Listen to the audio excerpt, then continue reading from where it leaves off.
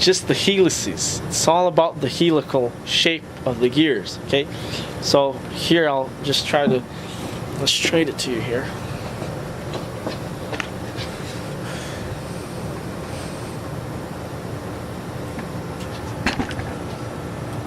Okay.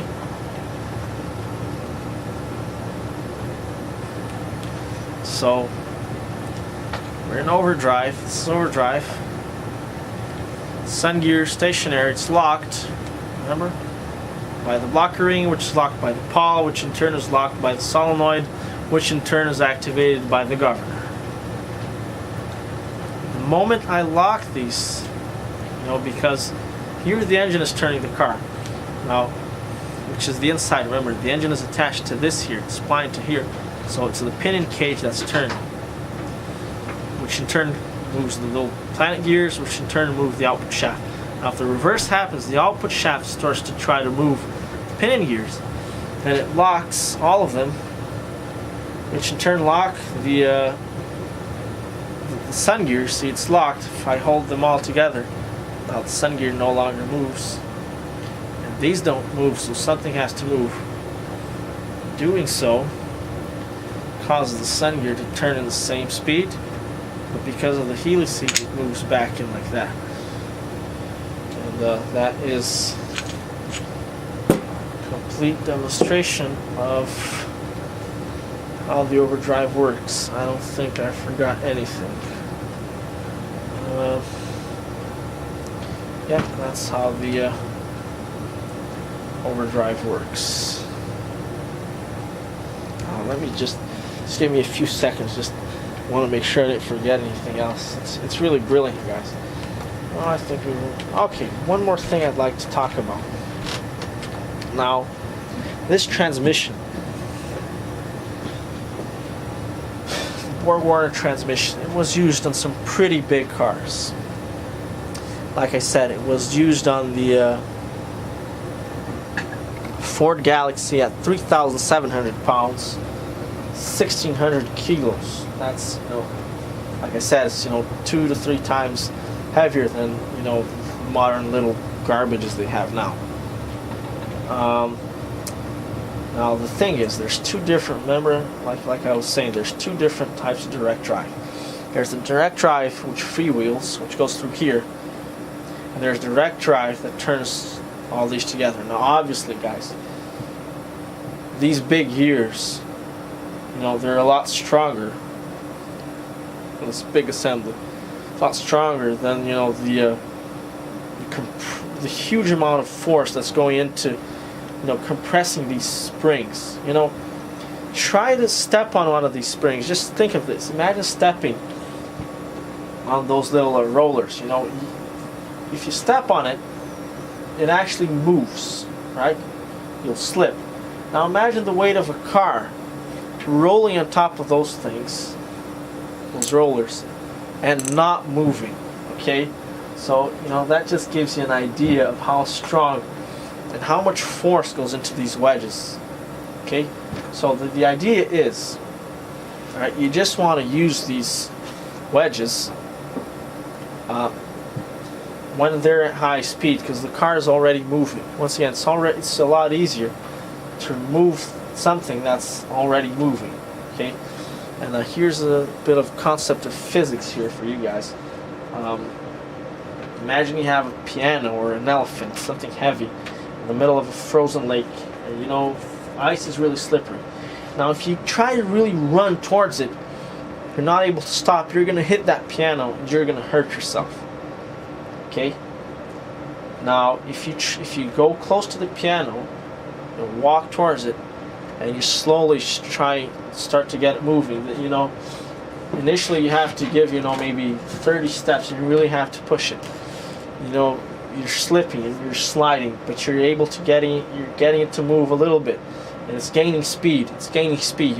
Once that piano starts moving across that lake, it's sliding across. There comes a point when you pretty much no longer have to push it anymore. It's pretty much going by itself, called momentum. Okay, so it requires a lot less force to move something that's already moving. So the idea is that you shouldn't use this shouldn't use these clutch rollers in overdrive mode. Okay.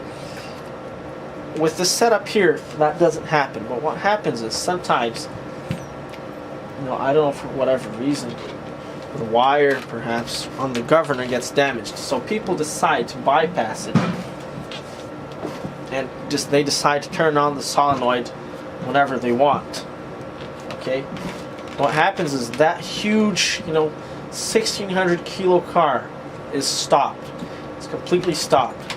They decide to put these clutch rollers in overdrive. Obviously, that probably crushes the little rollers instantly.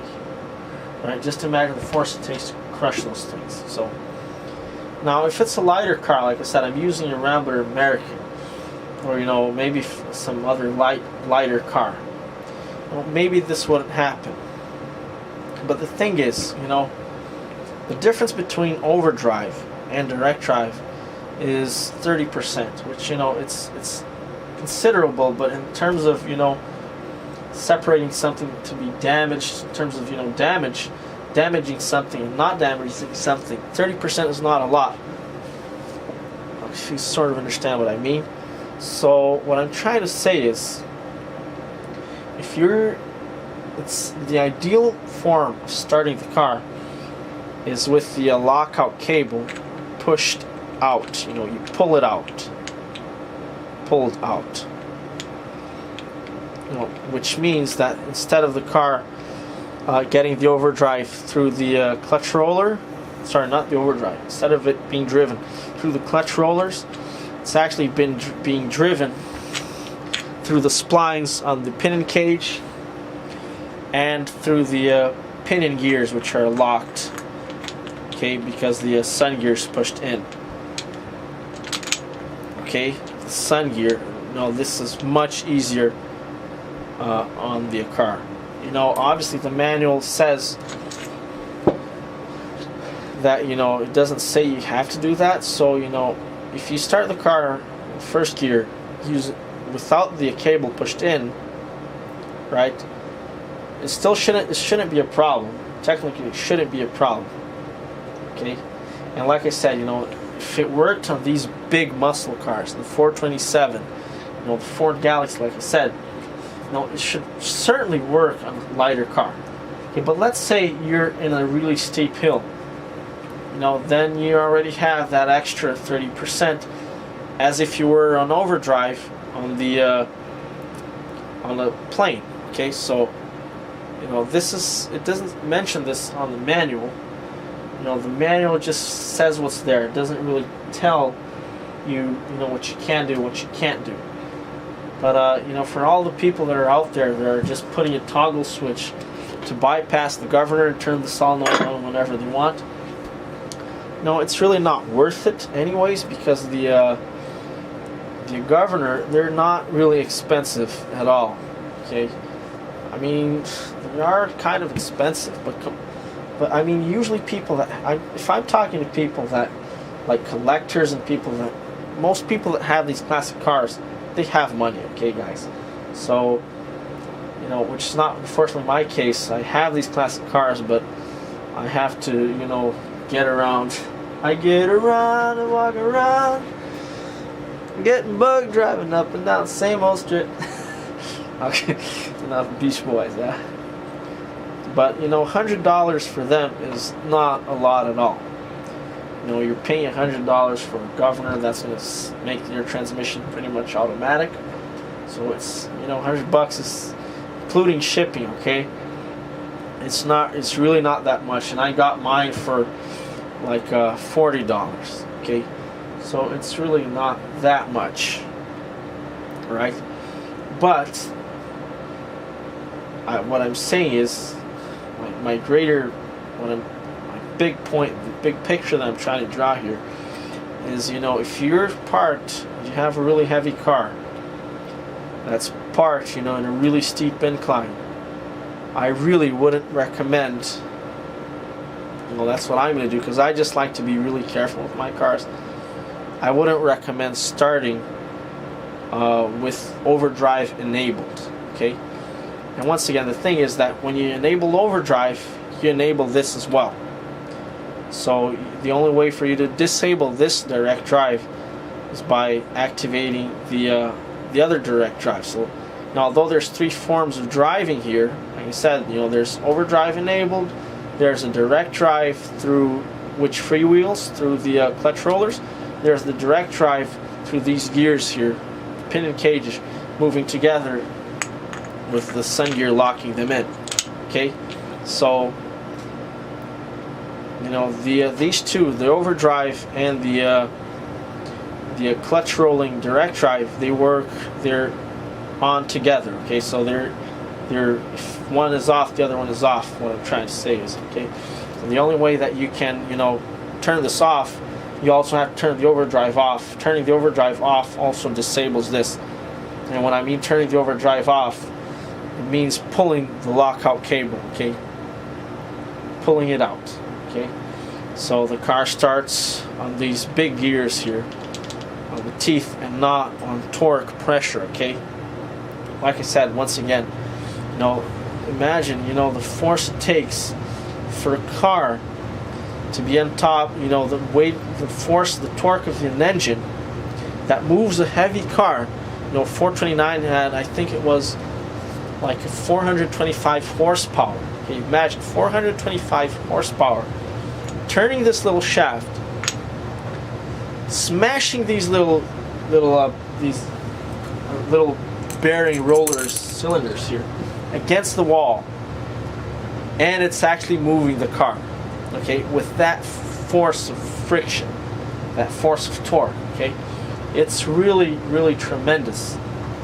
Okay, so if it's a light car, what I'm saying might not matter. Okay, but this is probably certainly more applicable to the bigger engine cars, the heavier cars that used the Borg Warner transmission. So it's better to be really safe than really sorry. Okay, so for me, what I am going to do is whenever I start the car, I'll pull out the lockout cable and I'll disable the overdrive, which automatically also disables this. And remember, you can switch back to overdrive at any time. It's really easy. There's nothing special that you have to do. So I guess is there anything else I should say? No, that's pretty much done. Like, personally, I'm not sure to what extent that happened. The thing is, people with if you had a manual car, you couldn't really do any drag racing. What drag racing is, it's just you have the cars stopped. We'll see which one is able to go from stopped to high speed in the smallest amount of time. It's not really a race as to which car finishes the long race faster. That's drag racing. And this, people just think that this is perfect for drag racing because it smashes. It's basically like an automatic transmission that transmits the force without you having to press on the clutch. You just let it go. And I also don't recommend that because these wedges, guys, they're not really tall at all. So as you can imagine, it shouldn't take a lot of force to make those rollers slip and roll. But I mean, at the same time, that doesn't look to be very strong. It does work in under a tremendous amount of torque, more than anything else that I've ever seen. But it's just, for me, it's just better practice to just start off the car, because once again, after it's moving, you can have this, you can have these rolling. That's no problem. The car's already moving. At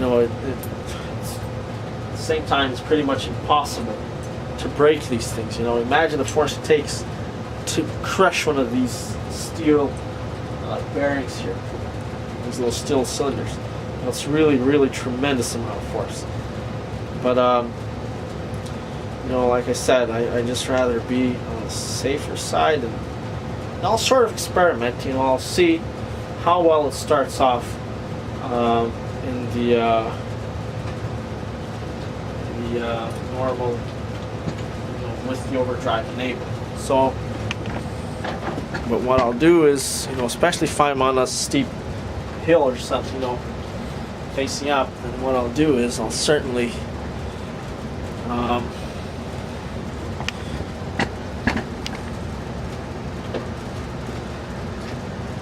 certainly can you see me there?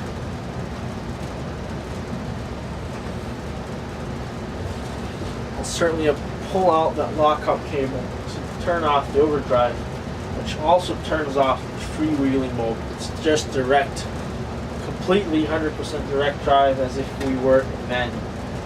Okay. What else can I mention?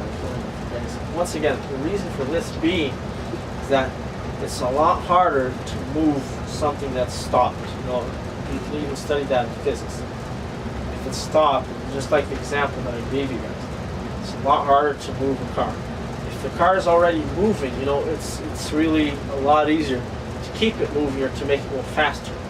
So the idea here is the same. You know, the greatest amount of torque occurs in the first gear. That's why you can't start a car in third gear. Some cars you can start in second gear, but it'll sort of, you know, you can hear it suffers in first gear. It's not easy. It's not an easy start. Whereas if you're in first gear, you have lots of torque, little velocity. They're inversely proportional. You know, the more torque you have, the less speed you have. The more speed you have, the less, you know, force is required of the engine. Same with riding a bicycle. You know, if you're in first gear, you know, going up a hill, you really need to pedal really hard. Let's say you're just going in a straight plane, a straight road, no hills, nothing. You start in first gear, you know,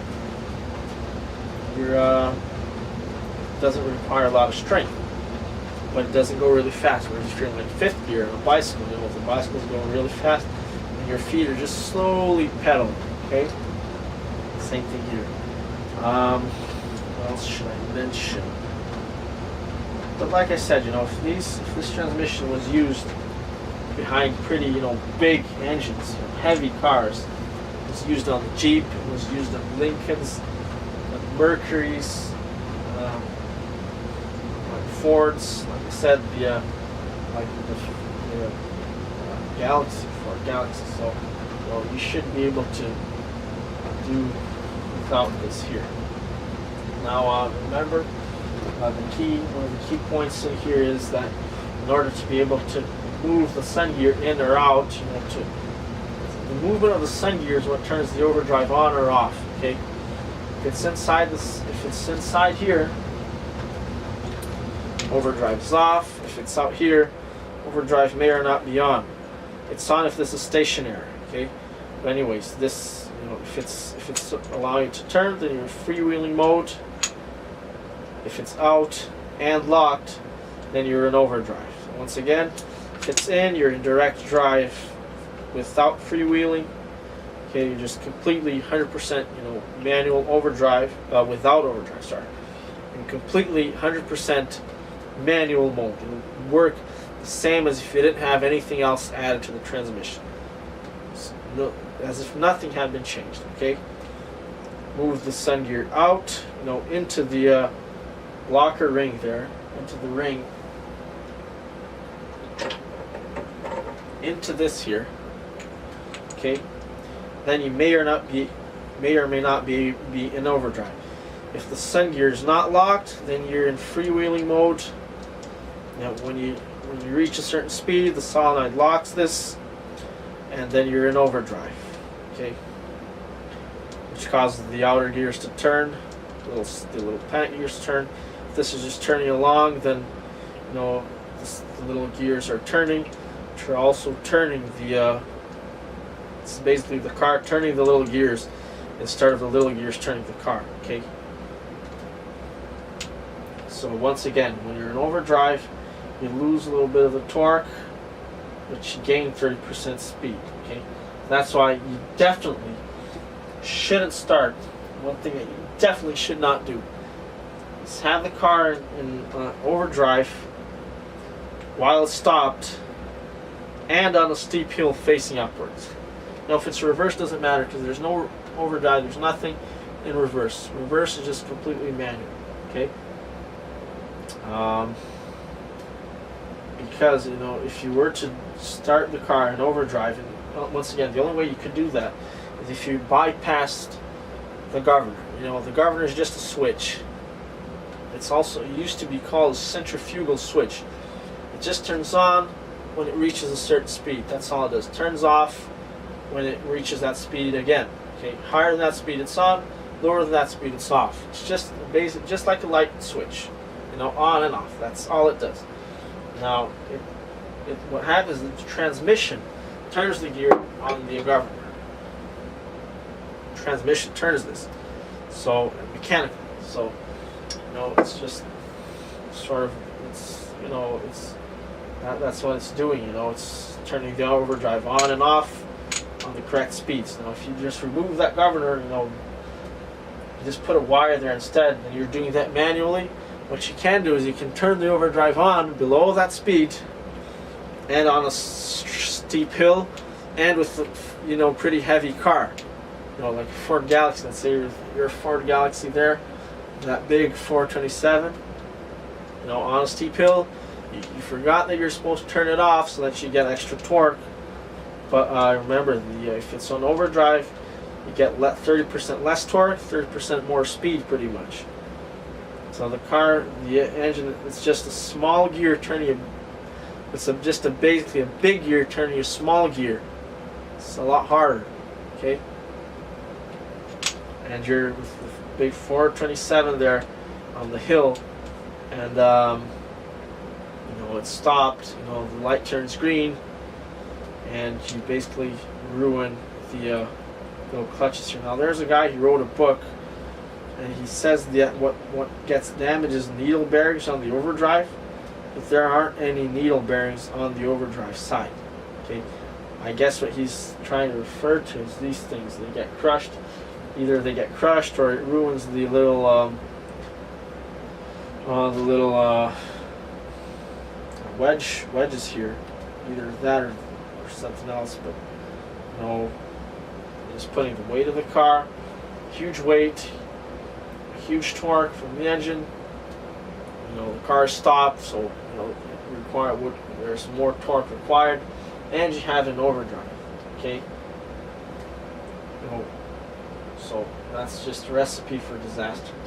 Now, last things that I'd like to mention is what the overdrive does to the other gears. Below the certain speeds, you have direct drive with the freewheeling mode, and then you have that direct drive freewheeling. You have the second gear, which also freewheels. And then after, the velocity that 20 miles per hour is usually between second and third gear. So if you have it in first gear, you'll never get first gear overdrive. Okay, simply because you'd have to get to 28 miles per hour in first gear, which is 28 miles per hour is like 40 kilometers an hour. First gear, that's pretty impossible. Okay, could technically be done, but what RPM's that engine going to be? Okay, so it's pretty much not possible unless you have like huge engines. That I think some engines use like a 7,000 RPM. Maybe you could do that with one of those engines. I don't know, but so normal applications. Put it in first gear, you're going to have a little bit of freewheeling first gear. If you want to slow down a little bit, the engine won't die and the car won't turn the engine, so you pretty much have an automatic first gear, which is pretty cool if you just do the normal way.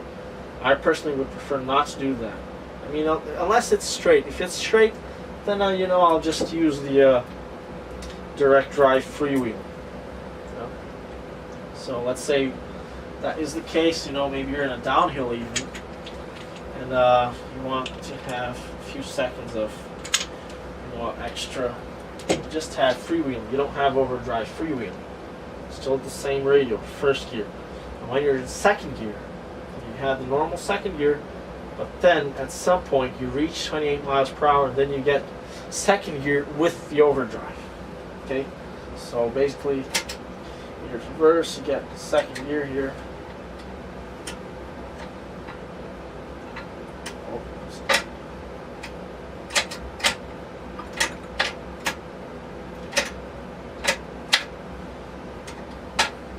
Second gear and overdrive. So once again, you have normal second gear, just freewheeling second gear, and then you have second gear overdrive, provided that you don't have that shift cable locked out. Right, and after that, you have third gear without the overdrive, and you have third gear with the overdrive. Okay.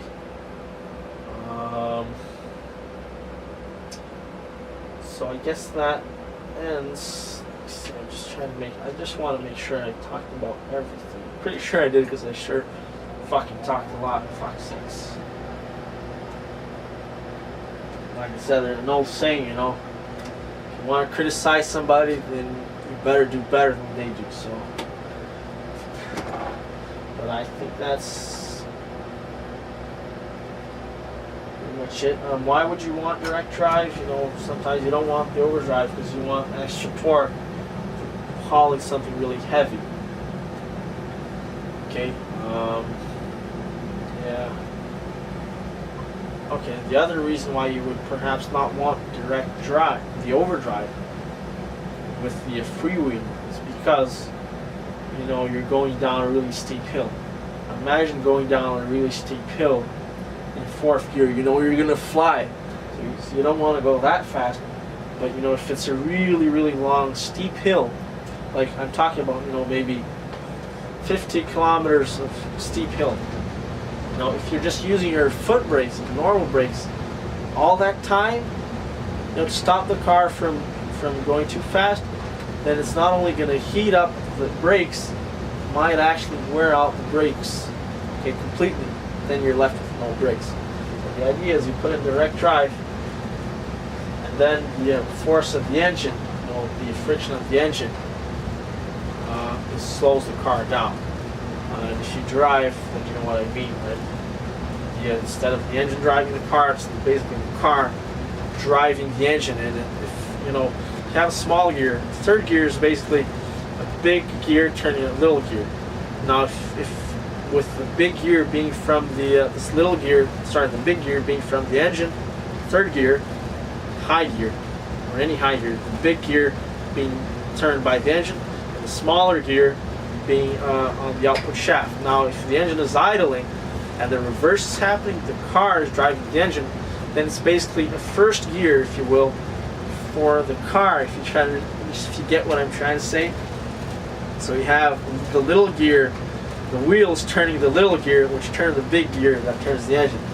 So it just slows the car down via the engine without using the brakes. Okay, there is a limit to how fast you can go in third gear. That's what I'm saying. You can't really go past, you can't really 28 miles per hour to like approximately 50, 55 I think kilometers an hour. First gear, that's unrealistic, pretty much impossible. Maybe for like race cars, really special cars. But, for 99.9% of the cases, that's impossible. So that's the idea. Okay, I'll talk a little bit about the relay. No, I'll leave that for later. Remember, what turns the overdrive on and off is that solenoid, which is activated by the governor. Now, the key difference here also is that the solenoid, it's only able to get in when there's a reverse in rotation. So either the reverse in rotation occurs when the engine stops turning the car and the car starts turning the engine, or the other way around. The engine was initially turning the car, and then you hit the gas so that the engine is turning the car.